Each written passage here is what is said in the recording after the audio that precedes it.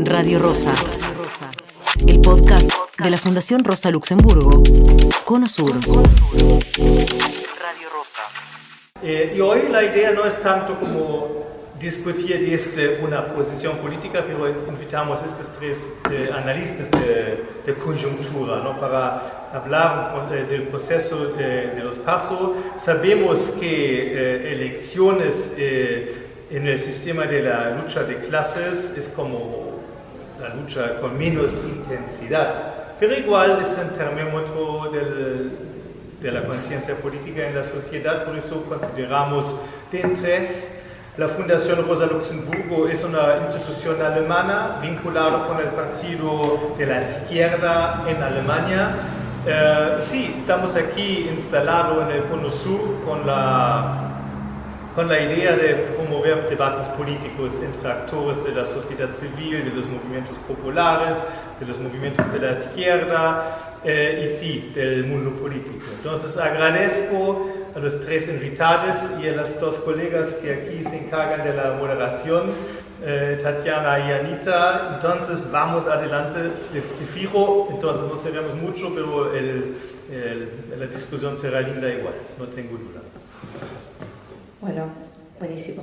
Gracias, Torge. Entonces, un poco como decía Torge, este es como el segundo debate de un ciclo que se llama Debate Rosa Lux, donde la idea es un espacio de conversación, de intercambio de miradas, análisis, también obviamente invitarles a construir propuestas alternativas, nada, y más en este marco de elecciones, ¿no? Y bueno, hoy la idea es conversar un poquito a propósito del artículo que escribió Fernando, a pocos días de las PASO. Bueno, nada, y preguntarles quizás ya largo como para romper el hielo. La primera pregunta para el estrés es cómo, digamos, en un contexto de crisis multidimensional o múltiple, ¿no? Donde hay una crisis social, como decías vos, Fernando, en tu artículo, donde casi la mitad de la gente es pobre, donde la inflación no deja de crecer, digamos, ¿no? Una crisis ambiental, bueno, política, digamos, cómo pensar estas PASO y también en un marco de los 40 años de democracia. Esa sería como la primera pregunta y bueno, que obviamente los resultados que surjan de las PASO van de alguna manera a definir el tablero electoral de cara a octubre. Así que no sé quién quiere empezar. Hola. Yo creo un poco como hablábamos antes que nos toca atravesar un escenario por demás de complejo. Estamos en un momento en el que se superponen múltiples crisis, insertos en una crisis internacional que no por existir la crisis particular de Argentina de más larga data deja de tener sus efectos y de agravar el proceso acá. Una crisis de larga data del país, a la que se le suma una inflación galopante,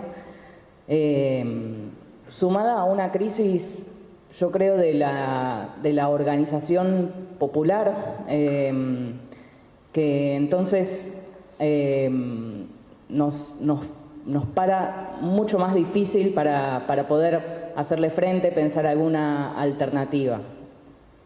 Yo creo que además esta crisis que vivimos tiene una particularidad, que es que no es una crisis de desempleo, sino una crisis del poder adquisitivo, de los salarios.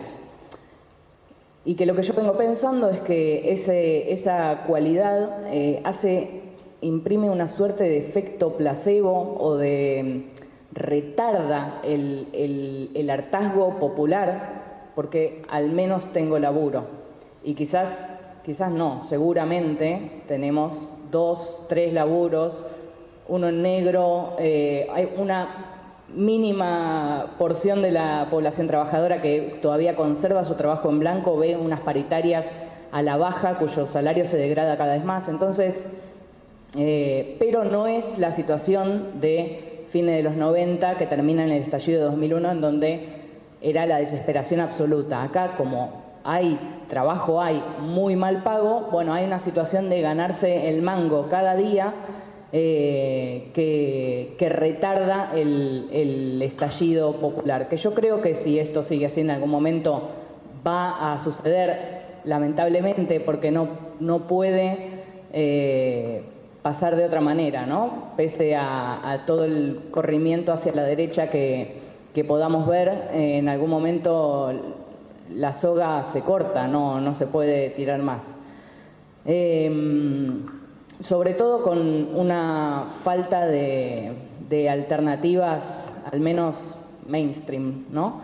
En el que pareciera que el juego del peronismo o del panperonismo, del kirchnerismo, es cada vez más correrse a la derecha para enfrentar a la derecha. Entonces eso, ¿en dónde deja, ¿no? a las organizaciones populares que las hay, que siguen apostando por ese proyecto o por la disputa de ese proyecto? Bueno, yo creo que es un camino sin salida y que de alguna manera la única posibilidad de reencauzar esto para una mejora para los sectores populares es la organización y la formación, que también me parece que es algo que deberíamos prestarle un poco más de atención. Por eso saludo la iniciativa.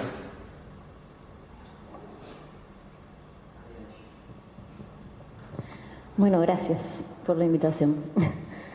Un poco chiste y un poco no, cuando antes de empezar decíamos, bueno, no vamos a hacer futurología, no sabemos realmente qué es lo que va a pasar, y este escenario de múltiples crisis creo que un poco, como decía la compañera acá, trae algo que para mí tiene que ver con la precarización de la vida cotidiana, con esa erosión constante de la vida cotidiana que hace también en un punto que vaya en articulación con una crisis de representación, por lo menos de las fuerzas políticas partidarias que pueden disputar los principales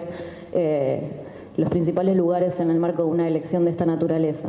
Entonces, eso, más sumado una insistente retórica por parte de la formación de opinión desde las encuestas y también desde las empresas de comunicación hegemónica, que han corrido mucho los límites de lo decible, por decirlo de alguna forma, hacia la derecha, y eso hace que se naturalicen determinadas formas yo creo que desde lo que fue la campaña por el derecho al aborto, ¿sí? Hubo un espacio ahí que estaba reclamando cierta representación, ¿no? Y hoy lo está empezando a tener encauzado, pero ahí los medios de comunicación masiva no han sido ingenuos y las articulaciones con el poder no han sido ingenuas tampoco. Entonces, creo que ahí hay algo que no va a hacer a este poder presidente, pero sí está corriendo los límites de lo decible. Si a eso le sumamos, además, esta erosión de la vida cotidiana que tiene que ver con esta precarización de, ok, hay trabajo pero está muy mal pago, o tenés 1000 trabajos para poder armar un sueldo, seguramente esa posibilidad de implicarte en organización, en luchas, o incluso también en la complejidad de una campaña, de las propuestas, es a veces muy desquiciante para quienes estamos muy cerca de todo eso.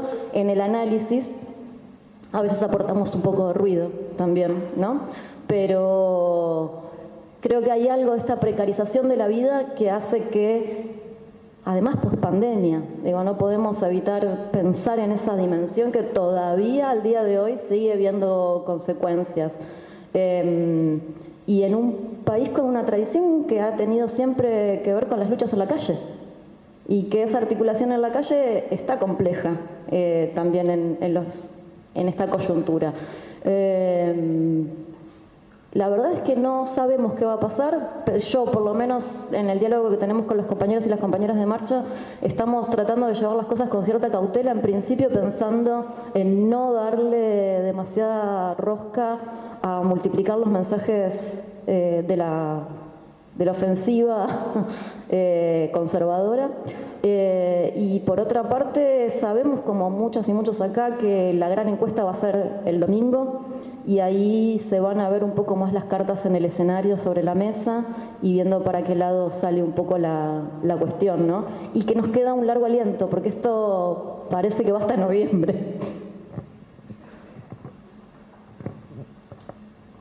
Bueno, agradezco la invitación, yo también, para no repetirme con las compañeras con las que coincido en general con el diagnóstico. Yo creo, o hago una hipótesis, ya que estamos en la conversación, que lo difícil de medir por parte de las encuestadoras es también un producto de la crisis de representación que hay, ¿no? O sea, hay una volatilidad de las identidades que marcaron a la política argentina del siglo XX, ¿no? O sea, la larga historia del peronismo, pero también el radicalismo, que entró en crisis en el 2001 y se transformó en una colectora, digamos, del PRO. El PRO le expropió el electorado, e inclusive se lo hizo girar a la derecha, a las clases medias más socialdemócratas que apoyaban a Alfonsín, ¿no? O sea, país completamente distinto, pero digo que lo difícil no para perdonar a las encuestadoras y los que operan y todo ese tipo de cosas, pero también es como muy complicado, ¿no? Porque por ahí te dicen una cosa y van y votan otra cosa, porque o se decide en el último momento, como se dice ahora, no se decide en el último minuto, porque hay un hartazgo con la política, hay un hartazgo con la campaña también. Es como que, bueno, basta que pase ya de una vez por todas, ¿no? Con los spots, inclusive yo, los que a mí me gustan, ya de te quiero escuchar más en la radio, déjame en paz, que pasan todo el tiempo. Entonces me parece que hay como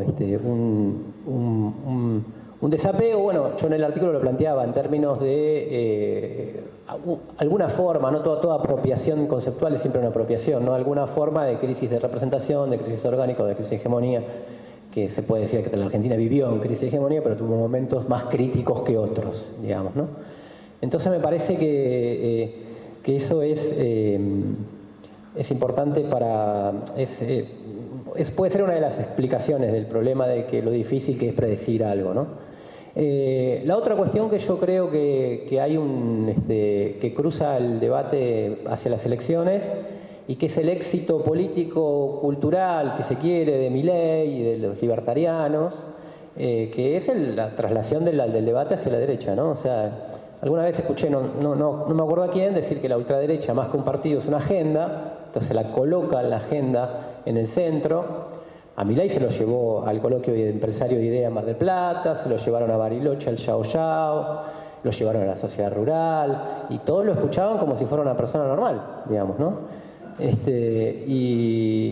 Pero como si sus propuestas fuesen algo coherente, digamos, ¿no? Para ellos es coherente, es una música que les gusta escuchar, aunque sepan que no lo pueden aplicar todo, pero después viene otro y dice, no, tanto como lo que dice Milei no, pero el último capítulo, que es el último que se instaló esta última semana en la discusión, que es la reforma laboral, ¿no? O sea, lo instaló Dante Sica, que es asesor de Larreta, lo tomaron todos, bueno, los otros ya saben, lo tomó Patricia Bullrich, y que es una discusión que es echarle la culpa a un dato, digamos, a un hecho de la realidad, que es que hay un gran porcentaje de trabajadores precarizados y precarizadas que no saben ni desconocen completamente lo que es un salario en blanco, un aguinaldo, vacaciones, etcétera, etcétera, a la otra parte de la clase trabajadora que todavía lo mantiene, ¿no? Entonces, que todavía mantiene esas conquistas. Entonces me parece que ese fue el último capítulo de la discusión girada hacia la derecha, y no me queda la menor duda de que estas últimas horas van a estar cruzadas por una rabia punitivista por el hecho lamentable y repudiable del asesinato de esta nena Morena Lanús, ¿no? Entonces me parece que es claramente que va hacia ahí a decir ahora culpar a los jóvenes, etcétera, como si todos los jóvenes fueran, bueno, eso, y no hablar de la policía que organiza el delito, de la gran industria del delito, todo lo que sucede en el Gran Buenos Aires, que sabemos cómo es. Entonces me parece que ese es la segunda cuestión que quería plantear, que es la cuestión de la agenda, ¿no? Que creo que es una agenda. Y una tercera cuestión vinculada con esto, que nosotros para tratar de pensarnos no de una manera ni triste ni alegre, digamos, sino tratar de pensarnos lo más objetivamente posible, es que una cosa es cuando esto se discute en la televisión, en la radio, en los debates, inclusive cautivan de alguna manera a sectores, porque bueno, después se terminan votando, de hecho, por eso. Y otra cosa cuando se quiere aplicar, ¿no? Y ahí yo siempre miro Jujuy, ¿no? En el último tiempo, que es donde cuando se quiso llevar a la práctica y Morales dijo, yo voy a instaurar un orden para proyectarme a nivel nacional como el que ordené la provincia, terminé con los piquetes, reformo la Constitución, preparo la entrega del litio, etcétera, tuvo una rebelión que podemos estar horas discutiendo con todas hasta avances y límites que tuvo, que me parece que marca un retorno a la contenciosidad que tuvo la sociedad argentina y a la que yo apuesto, digamos, a que cuando eso se quiere llevar a la práctica, tuvimos diciembre de 2017, porque todo esto que ellos dicen que van a hacer, ya lo intentaron hacer. Macri dijo en diciembre del 17, antes, cuando ganó las elecciones, digamos, que creyó que era para ajustar más, hizo su famoso discurso, en el CCK, en el que dijo vamos por el tridente de la reforma laboral, la reforma fiscal y la reforma previsional, y tuvo diciembre de 2017 donde empezó la crisis de su gobierno. Entonces yo creo, no definiendo que las relaciones de fuerza no cambian, porque a veces las relaciones de fuerza cambian capilarmente y retrocedemos capilarmente sin darnos cuenta. De hecho, lo que comentaban las compañeras es un gran avance en la autoexplotación en términos de objetivos, ¿no? O sea, de todos los precarizados y precarizadas, post pandemia y con el uso y abuso de la pandemia. Comenzó mucha gente, esto lo conocemos, yo tengo parientes que viven de este tipo de cosas y ellos dicen, no, tan mal no estamos, pero se están matando, digamos, ¿no? Hace 12, 14 horas naturalizaron, laburar 12, 14 horas, o naturalizamos. Entonces me parece que ahí sacan, a algún lado va ese aumento de la productividad del trabajo, pasa en el mundo, a algún lado va, y mantiene esa dinámica o esa dualidad en la economía, ¿no? Que es otro fenómeno nuevo. Y me parece que ese gran cambio en la relación de fuerzas por la que vienen pujando desde hace bastante tiempo está abierto, todavía está abierto. Y bueno, creo que ahí el ejemplo de Jujuy, como en su momento fue Guernica, como en su momento fue 2017 yendo un poco más atrás contra la reforma previsional, hay una apuesta, ¿no? Que creo que es el donde tenemos que mirarnos para pensar hacia adelante. Bueno, eso.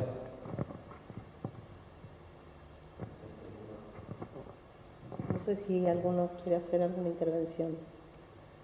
Bueno, no, un poco queríamos hacerles una pregunta, sobre todo a vos, Flor, y a vos, Fernando, porque de pronto me salgo un poco de tema, pero nos parecía interesante hacer esta pregunta, porque veíamos como un resurgir, si se quiere, de una retoma de Gramsci en los análisis políticos en la Argentina, ¿no? Sobre todo los análisis políticos de izquierda, ¿no? Como que reaparece un poco la figura de Gramsci, más coloquialmente, incluso utilizando esa cita tan conocida de él, que en el claroscuro es cuando aparecen los monstruos y entonces se hace alusión a Milei, pero está apareciendo mucho un análisis, si se quiere, de la hegemonía, de lo hegemónico, y son, bueno, dos temas que ustedes trabajan muy particularmente, investigan ese tema en relación al peronismo, si no me equivoco, y nos parecía como interesante pensar por qué hay como una retoma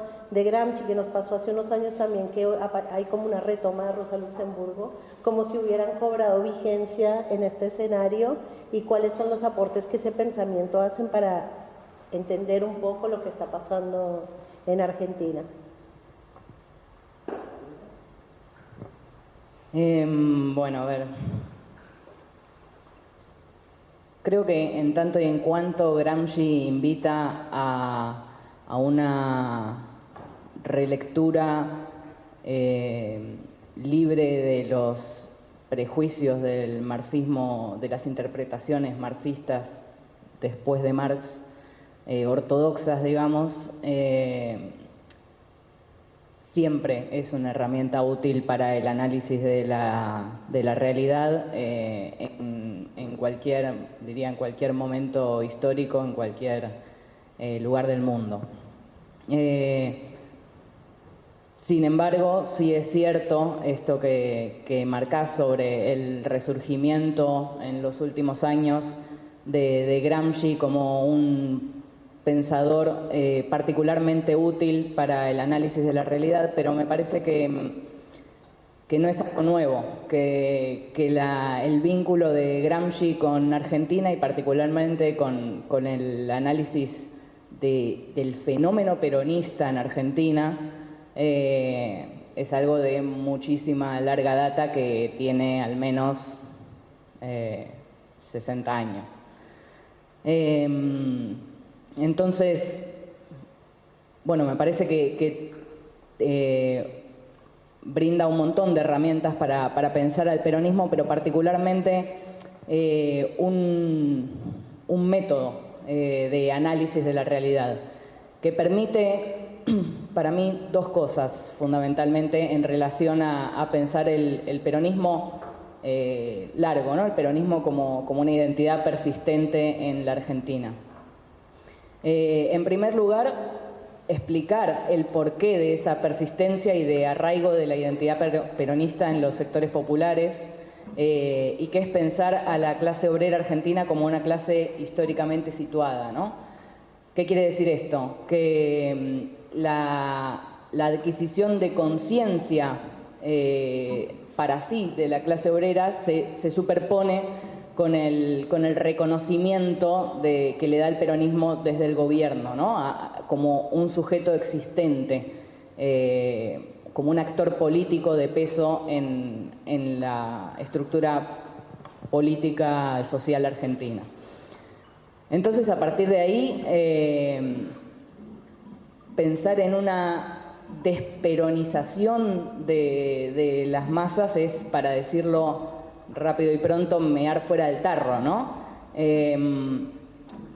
Porque en un punto,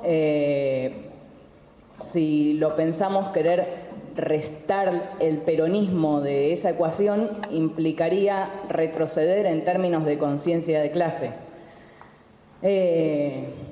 Ahora bien, lo otro que me parece que permite Gramsci pensar, no porque tenga una categoría puntual sino esto que digo, ¿no? El método y la forma de análisis, es separar entre el peronismo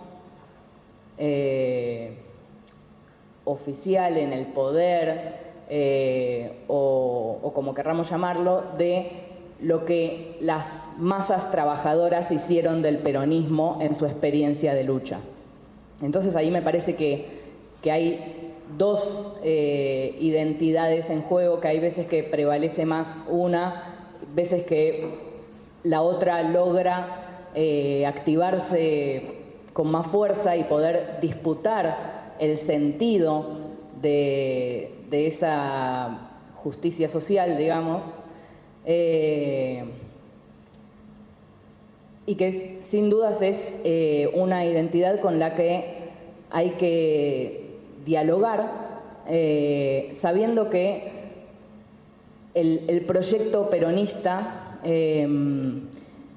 solo es viable en una coyuntura súper particular, que es de altos precios de commodities, ¿no? Lo vimos hace poco, pero lo vio el peronismo clásico, el primero, el original, fue posible por eso. Pero implica una alianza de clases que solo permite distribuir cuando hay abundancia. ¿Por qué? Porque no pretende la expropiación de la burguesía. Lo que pretende es mayor o menor nivel de distribución de una riqueza adicional. Ahora bien, cuando esa coyuntura desaparece, la burguesía nunca se va a eliminar a sí misma como clase, ¿no? Más allá de la debatible existencia de una burguesía nacional que pueda entrar en conflicto con una burguesía más internacionalizada. Lo cierto es que cuando las papas queman, la solución siempre es la misma, ¿no? Como hacia la derecha, al conservadurismo, a la reproducción del sistema. Lo que no quiere decir, y con esto vuelvo al anterior, es que esa identidad peronista de las masas no sea un núcleo buen sentido, digamos, ¿no? Para tomar ahora sí una categoría gramsciana. Un núcleo de buen sentido que habrá que tratar de traccionar, de hacer coincidir, de sintetizar con otras experiencias y recorridos, pero que sin dudas no se puede pasar por alto. Bueno, un amigo peronista me dijo, Gramsci es el marxista de todos. Como dice, es el marxista que podemos usar todos, ¿viste? Inclusive ellos, digamos, ¿no? A mí me parece, para tomar un aspecto, ¿no? Para tomar un aspecto. Coincido con que es de larga data, tiene una larga tradición de los gramscianos argentinos para acá, de todo el trabajo de Pancho Aricó, pasado y presente. Bueno, y mucho de lo que surgieron ahí que pensaron el peronismo, ¿no? Como el Pepo Portantiero, que escribieron los trabajos más interesantes sobre el peronismo. Y yo creo que tiene que ver un poco con la estructura de la sociedad argentina hasta ahora, que ahora estamos en ese proceso de cambio. Que si vamos al par, y voy a ser mecánico a riesgo de vulgarizarnos, si vamos al par Oriente-Occidente, Argentina estaba dentro de Latinoamérica entre una de las sociedades más occidentalizadas en el sentido conceptual, ¿no? O sea, en el sentido de lo que incluye ese concepto. Mucha densidad en la sociedad civil, el rol de los sindicatos, mucha organización popular, mucho Estado ampliado en un sentido general o Estado integral.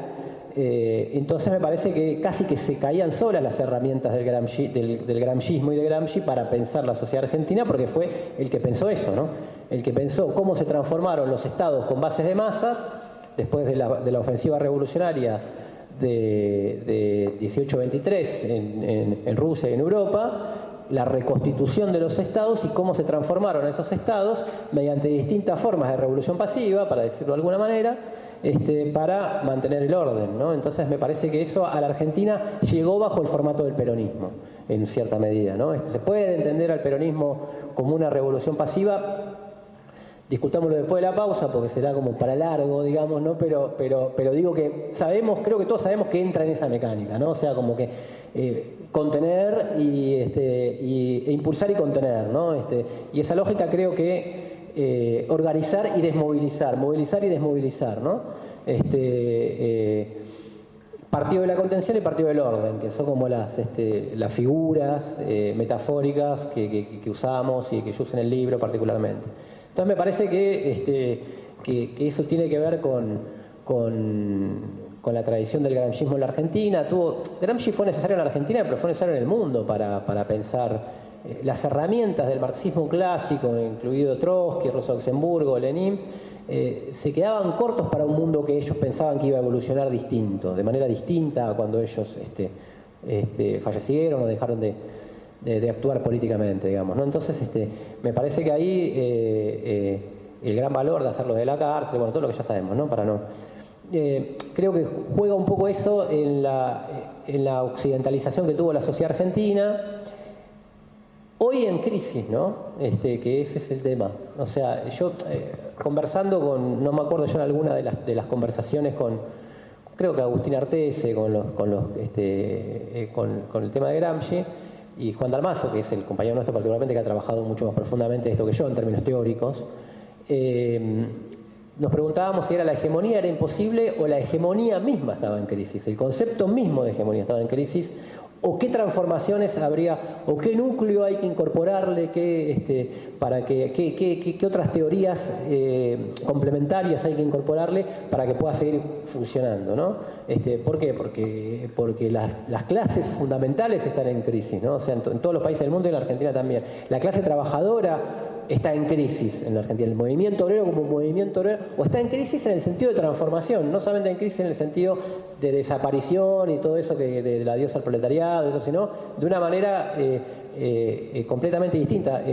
Juan Dalmazo ha planteado una idea que a mí me parece completamente me parece buena, que es que el concepto de la idea de unidad de la clase.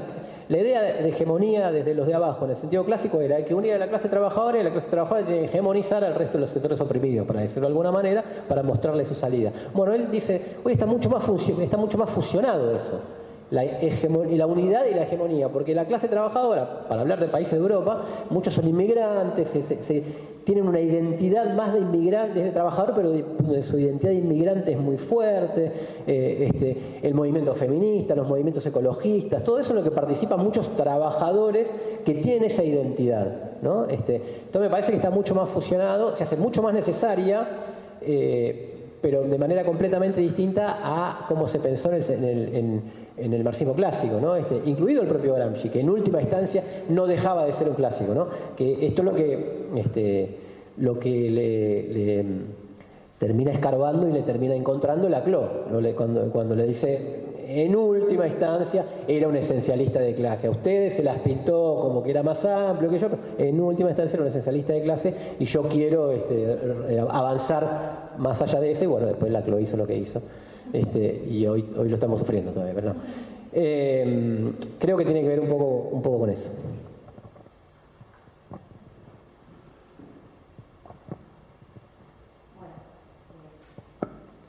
Ahí me escucha, ahí está.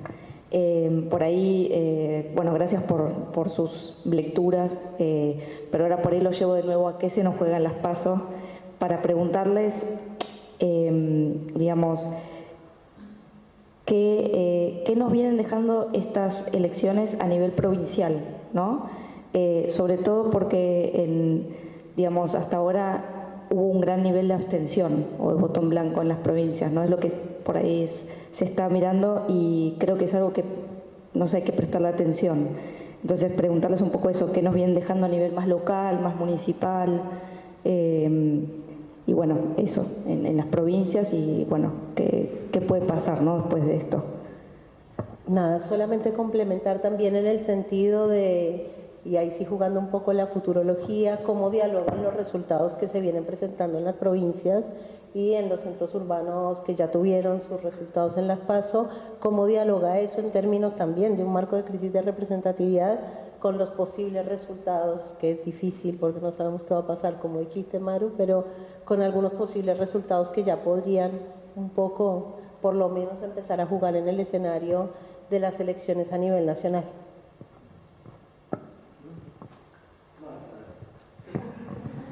Tengo que recorrer todas las provincias. Realmente creemos que hay que esperar el voto.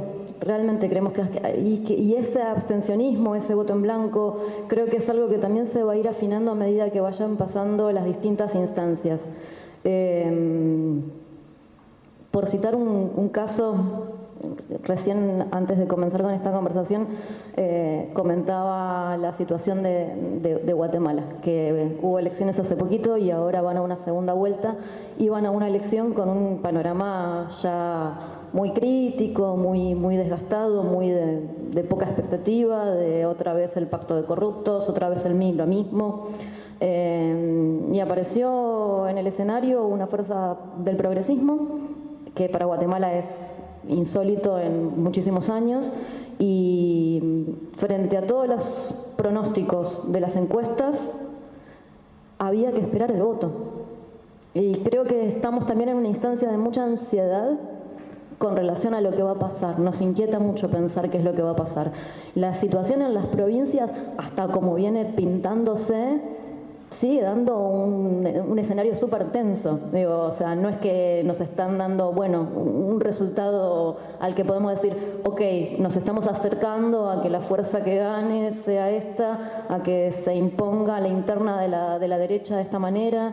Yo creo que está súper justo. Este abstencionismo es una buena porción del electorado también en las provincias, pero esto se va a ir empezando como a afinar, tengo la sensación, y quiero realmente ser como muy cauta, no me animo a hacer un gran riesgo de decir, le va a ir muy bien a Massa, va a ganar Bullrich la interna.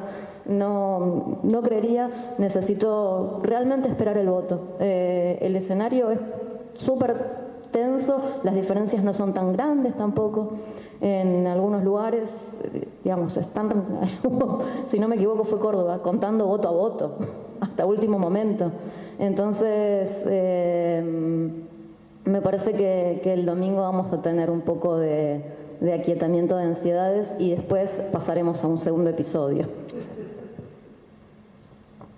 Claro, después del domingo se viene una segunda ansiedad que es ¿cuánta verdad habrán dicho las PASO con respecto a lo que va a pasar en las elecciones, ¿no? Y empieza de vuelta.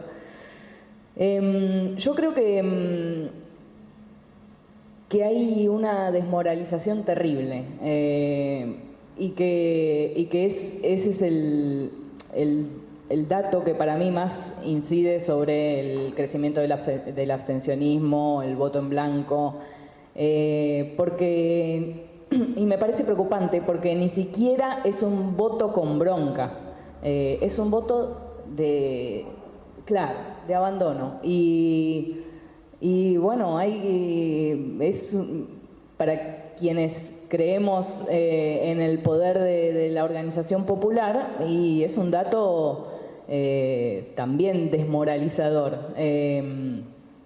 Entre la gente que por derecha o con buena voluntad, porque que los hay, apostaron por Macri en su momento, y el fracaso estrepitoso y incluso la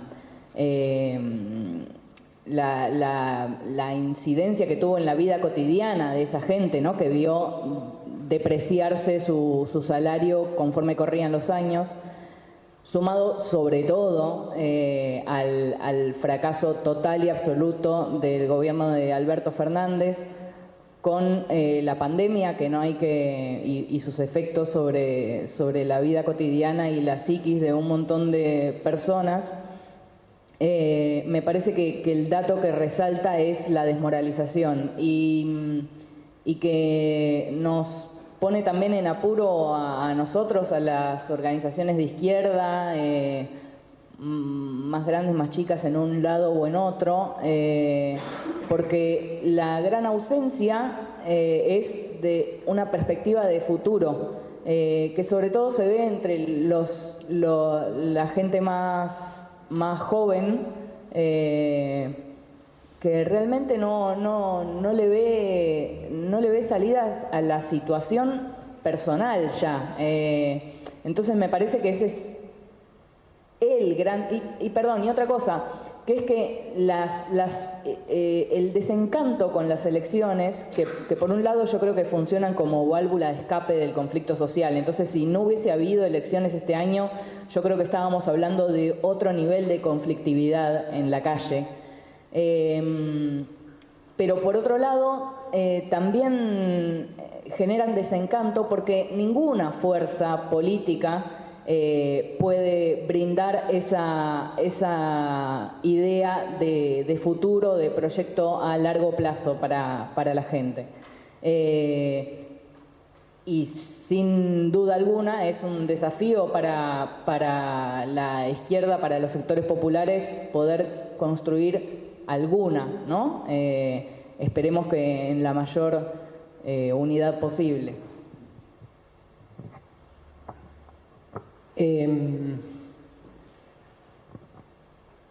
Yo creo que recién venía escuchando la radio, digo, para que lo sepamos, las sorpresas que la sorpresa que me doy yo por lo menos, que estaban explicando la metodología del voto en la Ciudad de Buenos Aires. Y yo no sé cuánto, me puse a pensar en ese momento cuánto va a afectar a la distorsión, a la que la gente diga yo no voy, porque algunos hablan de inclusive 6 minutos promedio de gente que tiene que entrar al cuarto oscuro, votar con la política tradicional, con la boleta tradicional, después ir a la máquina, ponerle un papel para que actúe como una impresora, poner el voto, imprimirlo y llevarlo, bueno. Eso va a ser en la Ciudad de Buenos Aires. El experimento de la boleta única electrónica y que a la vez imprime, ¿no? La verdad que me quedé sorprendido de cuánto podía eso afectar, porque por ejemplo en provincias como Santa Fe, en provincias como Córdoba, afectó muchísimo eso, porque lo que se muestran como los nuevos sistemas, como más, con menos gasto y todo lo demás, distorsiona mucho digamos, todos tienen sus pros y sus contras, para decirlo de alguna manera, pero es como que difuminan la identidad de los partidos para votar por candidatos, entonces, o de la fuerza política, entonces que fuerzas políticas que tienen conocimiento, figuras con conocimiento nacional, se despegan de esas figuras de los que conocen menos, entonces se vota cualquier cosa, digamos, en un sentido, ¿no? O sea, más difícil. No es más democrático necesariamente, en términos del debate de programa y del debate de ideas, ¿no? O sea, dice, no, yo voto al que quiero, pero si el que quiero no lo conoces, no lo viste en ningún lado, etc. Yo creo que esa falta de esta ausencia de las elecciones de cada vez aumenta más, digamos, ¿no? Me parece que se va a expresar nacionalmente también, se viene en las distintas provincias, aumentó, ¿no? Participaba el 75 y participa el 72, participaba el 72, participó el 68 y está bajando recurrentemente. Y me parece que eso se va a expresar porque es parte del desapego o de la crisis con la política tradicional, ¿no? Yo creo que Milei va a ser, ya para hablar en términos de análisis político, por la pregunta, ¿no? O sea, Milei va a ser una elección muy distinta a lo que hicieron sus aliados en las elecciones, para no llevarse en las elecciones provinciales, que le fue muy mal. No sé, Martín Menem hundió el apellido Menem en Anillaco, digamos, o sea que había que hacer un trabajo fuertísimo para cometer tremendo acto, le fue mal en Anillaco, y así, qué sé yo, Bussi en Tucumán, que alguna vez llegó a tener lamentablemente muchos votos, también le fue mal, bueno, Neuquén, donde mejor le fue también. Yo creo que a nivel nacional va a ser otra la cuestión, porque lo fogonearon y lo pusieron en la agenda, que al principio para mí expresaba un macrismo desencantado y un voto de radicalización del macrismo, pero lo pusieron en el menú de opciones como para canalizar una bronca muda al no haber lucha de clases en el sentido fuerte del término, que se expresa como desencanto y todos los sinónimos que se le puedan poner a eso, pero no como rebeldía. Yo tenía una discusión con Pablo Stefanoni, que lo conozco. El libro es otra cosa distinta de lo que dice el título, pero el título es muy provocador, que la rebeldía se volvió de derecha. Entonces yo le decía que en realidad es la ausencia de rebeldía lo que se muestra, digamos. Si hubiese rebeldía, no podría ser esta situación, no sería a través de Milei. Puede ser desencanto, puede ser desilusión, puede ser desmoralización, pero... Y es una especie, tiene un componente, eso le agregó un componente de voto bronca, que se vayan todos, mudo, con nombre y apellido, ¿no? O sea, una forma de protesta contra la clase política. El otro día escuchaba, no me acuerdo a quién, que decía inclusive por qué le podía, también en términos de análisis de pequeña política, por qué le podía ir mejor a Milei que a Bullrich, porque había la idea, se lo había dicho algún intendente, a no sé qué periodista, de que Bullrich quería ajustar a la gente y Milei quería ajustar a los políticos. Entonces en Bullrich todavía está la idea de que quiere ajustar a la gente, y eso, y muy pegado a Macri, la experiencia muy cercana de Macri, por eso tengo la sensación de que no está tan aplastando, porque hizo un spot muy bueno, que va a matar a todo el mundo, etcétera. Sí, que lo reivindicaron todo, qué bien narrada que está el asesinato de personas. Bueno, no creo que sea tan así, y espero. Se confunde la expresión de deseo con ¿no? El análisis entra en la discusión. Y yo creo que en una elección difícil, en esta instancia, particularmente tenemos una apuesta fuerte con el Frente de Izquierda en Jujuy, con Alejandro Vilca, que creo que es una de las cosas nuevas y que vino tanto 2021 como la elección ejecutiva de este año, fue un guarismo muy alto en los términos históricos de la izquierda. Y más hacia las generales cuando se limpie el panorama de 27 listas en las PASO. Está el factor Grabois en términos de análisis político, está jugando dentro del Frente de Todos y disputando con la izquierda. Massa está haciendo todo lo más de izquierda que su personalidad le permite ser, ¿no? Es rarísimo esto también. Digo que está Alberto Fernández en su momento, esto lo conversábamos con un amigo el otro día, Alberto Fernández como que entendió mejor su juego en el 2019 y él empezaba la campaña donde terminaba el cristinismo, ¿no? Donde terminaba el kirchnerismo, el cristinismo, él empezaba la campaña. Entonces iba a Córdoba, iba a Santa Fe, iba a TN, se juntaba con Mañeto, le decía Héctor no me deja mentir, la famosa frase de Alberto Fernández, acá Héctor no me deja mentir, yo siempre me llevé bien con Clarín. Entendió mejor, entendió lo que tenía que hacer. En términos tácticos, digamos, le fue muy bien porque le fue como le fue en las elecciones. Massa le tienen tanta desconfianza que está todos los días rindiendo examen en C5N con Daddy Brieva, con Dugan, con Cintia García. Todos los días le va a que le miren a los ojos y le diga confía en mí. Es raro. Es como que habla un lenguaje que no es el propio, digamos, ¿no? Si el sentido es, digo una cosa desde el punto de vista de la coherencia, si el sentido es giro al centro, para que del centro me captes los votos del centro, entonces no hables como un kirchnerista puro, digamos. Pero a la vez, como no sabes si va a poder mantener los votos del kirchnerismo más duro, que es el núcleo más fuerte de votos de los que tienen como referencia a Cristina Fernández, es el voto más fuerte dentro sigue siendo la identidad más fuerte, en disminución para mí, pero sigue siendo la identidad más fuerte. Entonces digo, todo ese combo hace que para la izquierda, para el Frente de Izquierda, sea una elección difícil y una elección en octubre completamente distinta que se medirá. Ahí es otra campaña en un sentido, no es otra elección, creo yo, para pensar con Jujuy como un punto muy fuerte, porque creo que ahí hay una relación virtuosa, que ojo que a Milei también le va a ir bien en Jujuy, para que no nos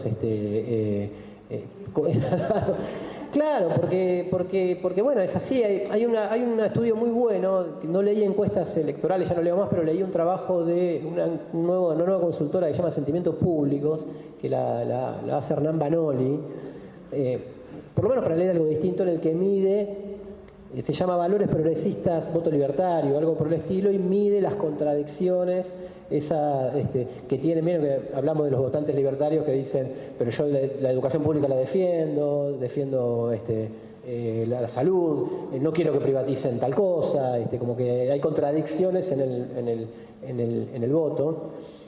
Y él trata de hacer una cosa que a mí me parece muy buena, que es decir, desde cierta ilustración se los mira como diciendo es el voto emocional del plebeyo que se emociona y vota emocionado, como si el otro no votara con algún tipo de emoción, ¿viste? O sea, como si nosotros no votásemos poniendo algún tipo de emoción, y trata de analizar las contradicciones que tiene ese voto, y ahí me parece que ahí se juega más es más contradictorio que un desplazamiento de todas a la derecha, que es lo que se muestra por arriba.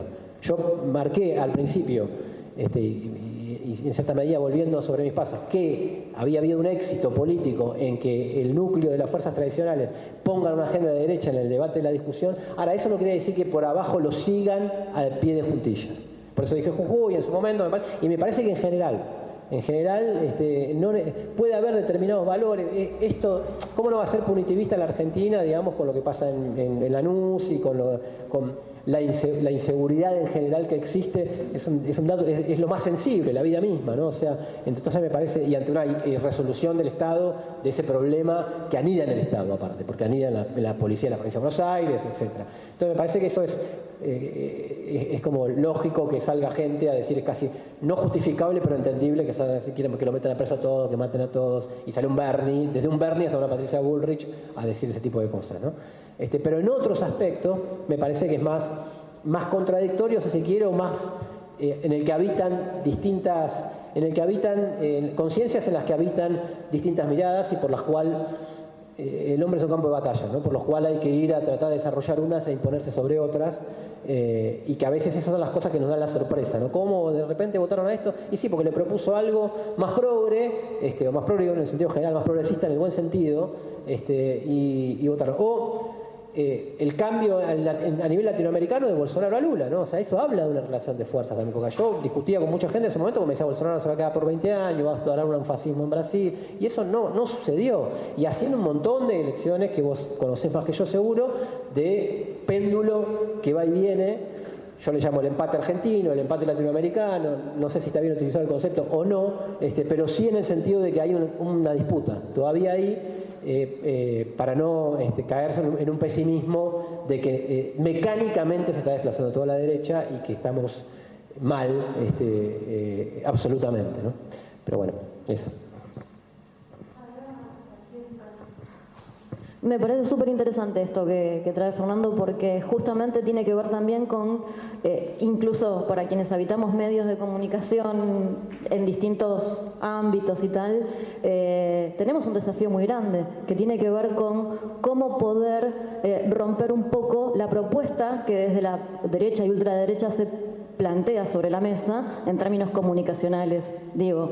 O sea, tenemos en los grandes medios masivos de comunicación todo el arco de la ultraderecha opinando 24 horas, 24/7.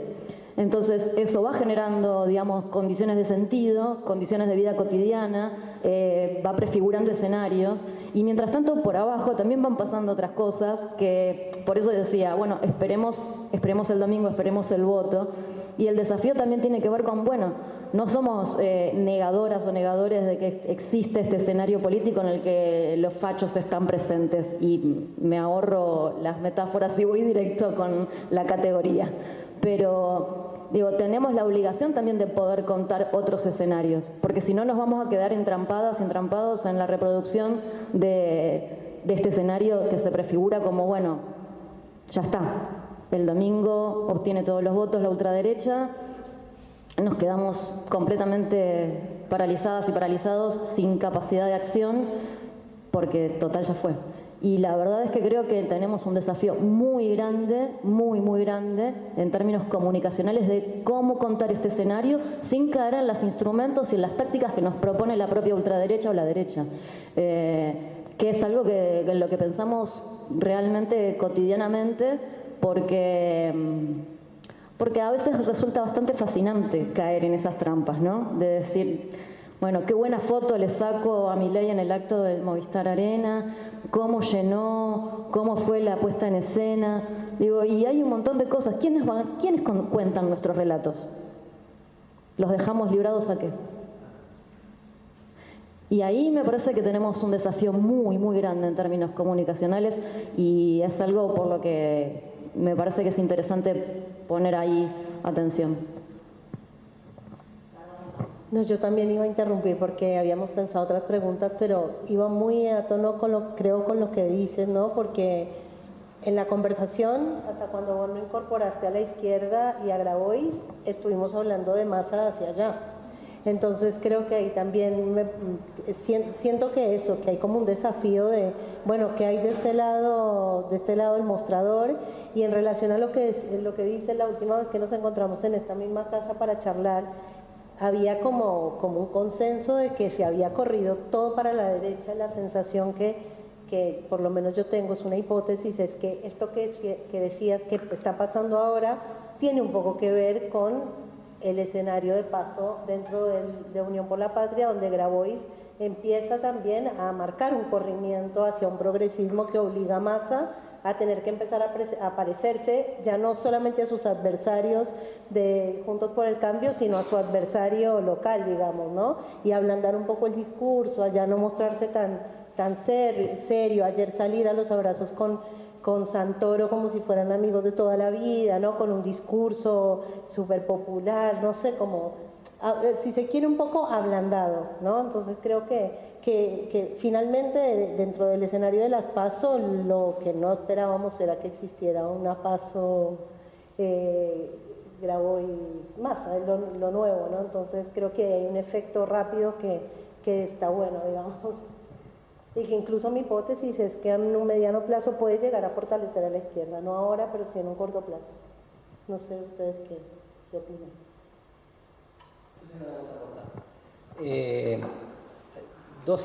Una en términos de la competencia política, desde el Frente de Izquierda competimos con Grabois programática, política y estratégicamente. Desde el punto de vista de la expresión, si fuera, y a mí me gusta pensarlo de esta manera, si fuera una unanimidad de un masa tipo el 2013 dentro del Frente de Todos, estaríamos hablando de otra realidad de relaciones de fuerza. Quiere decir que se puede menemizar sin problemas, ¿no? Esto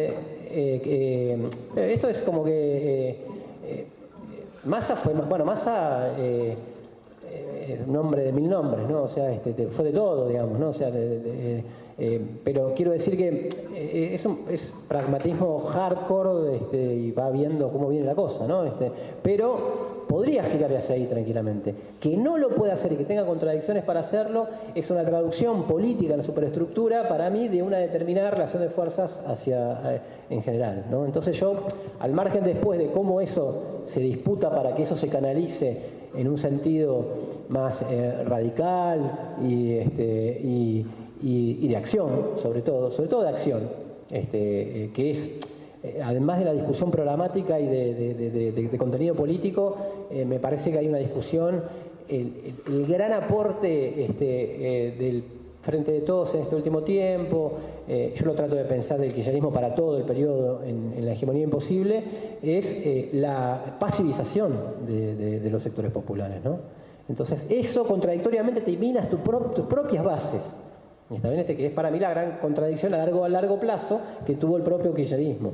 Y salvo diciembre de 2017 le hicieron un gran aporte a la gobernabilidad de Macri, ¿no? Todo eso le hizo un gran aporte a la gobernabilidad de Macri. Y hay 2019, fue una consigna que para que todos nos quedemos esperando. Y ahora termina, y bueno, ahora, pero no, en realidad Alberto, no nos dimos cuenta que era Alberto, qué sé yo, entonces ahora vamos con Sergio. Y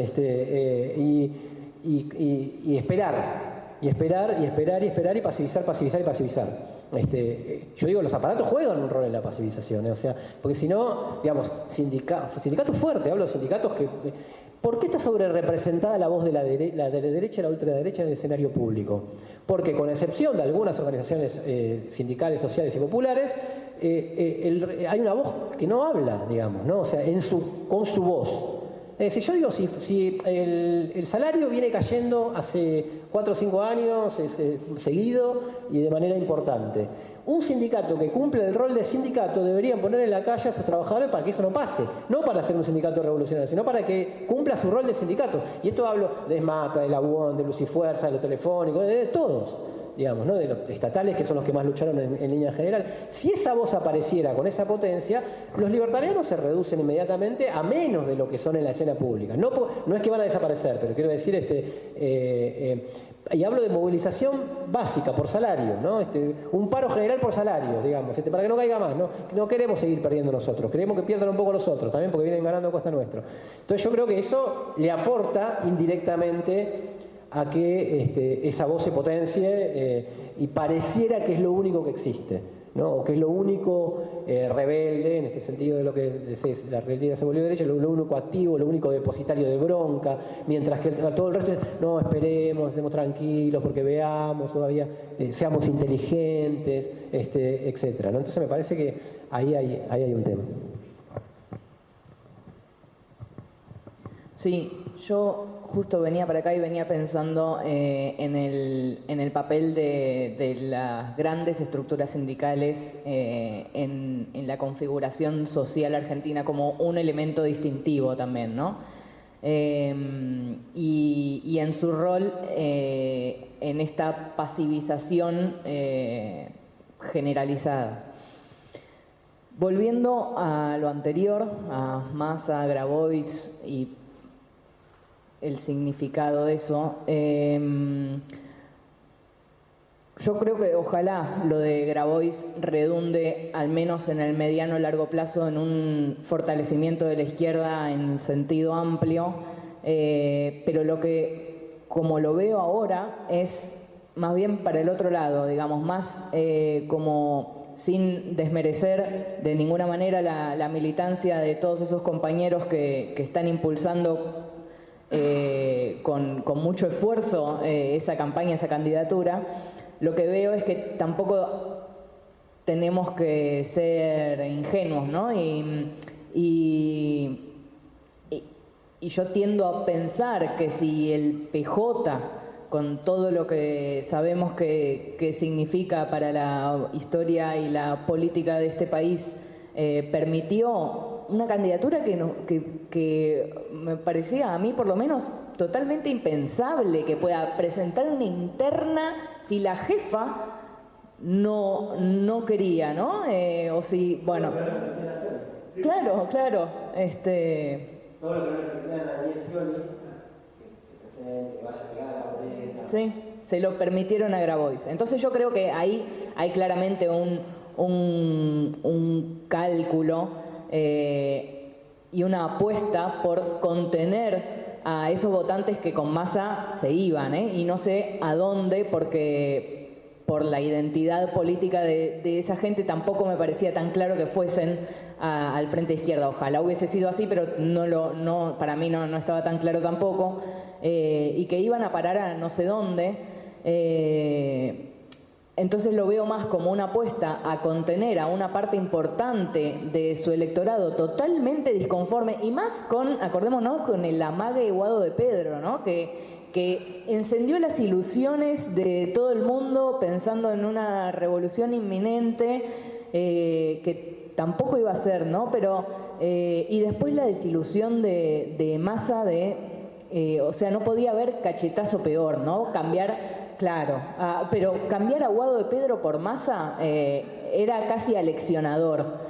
Entonces, la candidatura de Grabois, insisto, sin desmerecer la militancia que tiene detrás, yo la pienso más por ese lado, ¿no? Como una vía de escape para el descontento de ese amplio sector de la población, más o menos identificado con el kirchnerismo, o al menos votante que puede votar feliz y a conciencia ahora y lo menos malo después. Entonces cierra ahí por todos lados y les permite contener a toda esa gente, que veremos ahora, para mí es una incógnita también cuánto es, que de otra manera me parece que la perdía o quedaba en muy complicado, digamos. Iba a decir algo más, pero se me fue.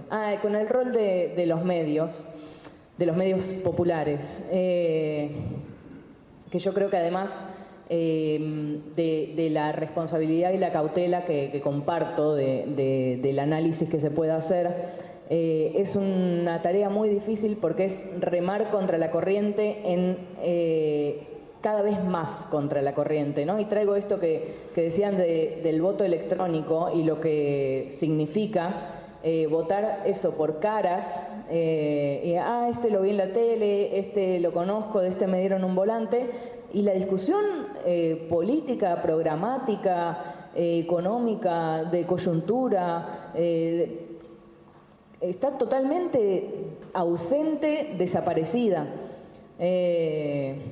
Entonces, yo creo que ahí los medios populares tenemos una tarea titánica, pero ineludible, de no perder esa discusión crítica de lo que está pasando, y de tratar de llenar de ideas lo que a priori parecen ser movimientos cada vez más estéticos.